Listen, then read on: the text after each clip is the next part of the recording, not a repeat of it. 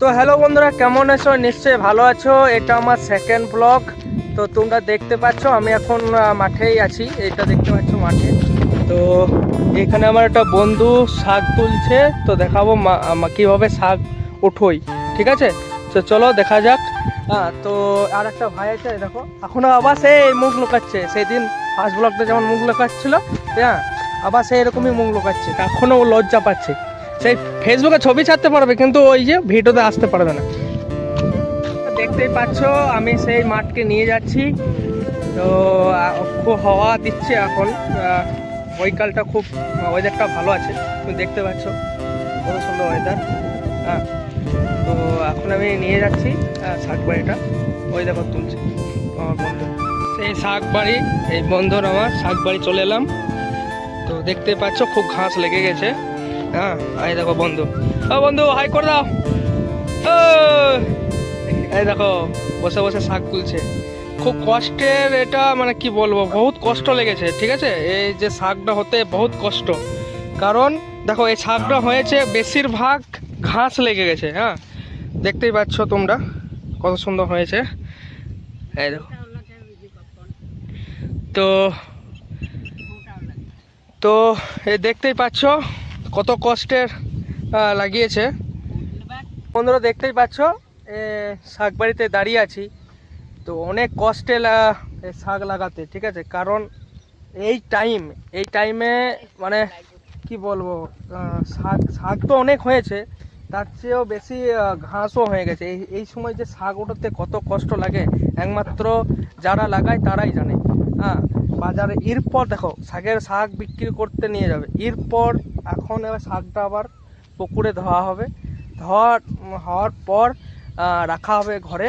ঠিক আছে, তারপর মোটামুটি কাল সকাল বা ভোরে বস্তাতে ভরে বাজারে নিয়ে যাওয়া হবে।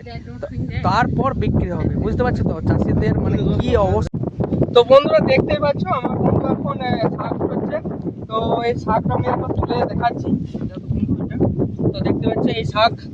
তো তোমরা এটা হয়তো দেখেছো, এটাকে বলে পাট শাক। ঠিক আছে, তো এটা বিক্রি হবে বাজারে। হ্যাঁ, এখন কটা কিলো চলছে আমি বলতে পারবো না, কারণ আমি এখন বাজার যাইনি। হ্যাঁ, তো আমার কাকুকে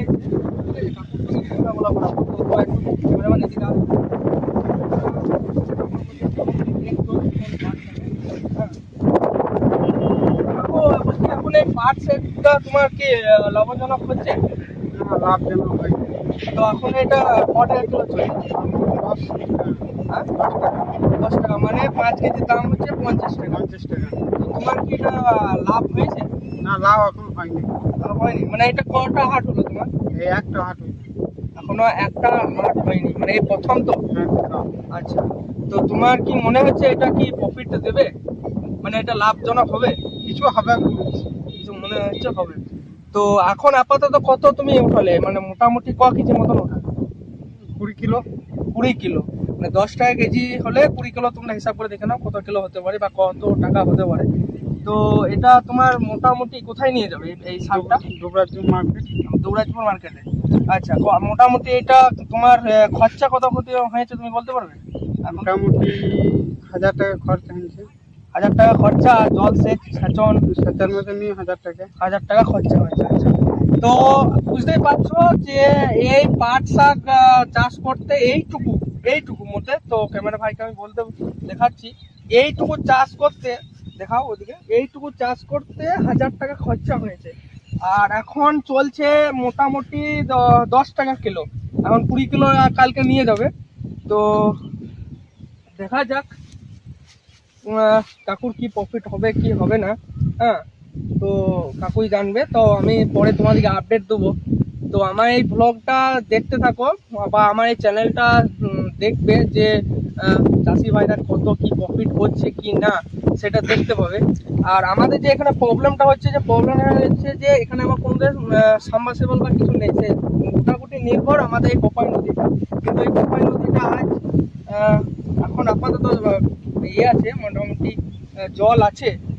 তো এই বৈশাখ মাস পেরিয়ে গেলে কিন্তু জল থাকে না, তখন বহুত কষ্ট লাগে। তখন সেচন করতে বহুত কষ্ট। তাই তোমরা দেখতে পাচ্ছ আরো অনেকে অনেক ফসল লাগিয়েছে। আমার বাড়িতে সেদিন আমার মাঠটা দেখিয়েছিলাম, যে একটা কুমড়ো বাড়ি দেখিয়েছিলাম, যে বহুত কুমড়ো হয়েছে, কিন্তু এই বহুত গাছ হয়েছে, কিন্তু কুমড়ো সেরকম পরিমাণে হয়নি। তো আর একটা মাঠ আমি দেখাবো, আমও আমার বাবাও চাষ করে, হ্যাঁ, তার সঙ্গে আমও লেগে দিই। তো ওইখানে একটা আমার মাঠ আছে কচু বাড়ি, ঠিক আছে। তো কচু এখন ছোট, তো পরের ভিডিওতে তোমাদেরকে দেখাবো যে কচু কিভাবে লাগিয়েছি, কিভাবে লাগাতে হয় বা কিভাবে স্প্রে করতে হয় তোমাদেরকে দেখাবো। ঠিক আছে বন্ধুরা, এটা আমার ভিডিওটা শেষ করলাম। আর ওই কাকুর সঙ্গে তো কথা করালাম যে কিরকম কি প্রফিট হয় কি না। এখন তো শাকের দামটা অনেক কমে গেছে, ঠিক আছে। তো পরের ভিডিওতে আমি তোমাদেরকে দেখাবো যে কচু কিভাবে লাগাতে হয় বা কচু কিভাবে চাষ করতে হয়। ঠিক আছে বন্ধুরা, এই ভিডিওটা আমার এই পর্যন্ত শেষ করলাম। ঠিক আছে, বাই বাই। পরের ভিডিওটা আমি তোমাদেরকে শেয়ার করবো।